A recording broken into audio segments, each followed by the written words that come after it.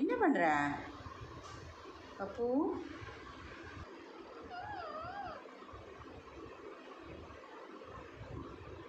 பப்பு என்ன பண்ணுறீங்க? சோஃபி என்ன பார்க்குற? சோஃபி என்ன பார்த்துட்ருக்க? சாப்பாடு ஊட்டணுமா உனக்கு? சோஃபிக்கு பப்பு சோஃபிக்கு சாப்பாடு ஊட்டுறா. சோஃபி சாப்பாடு வேணுமா உனக்கு? ஐ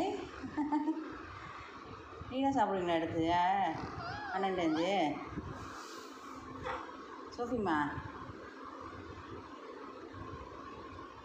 சோஃபி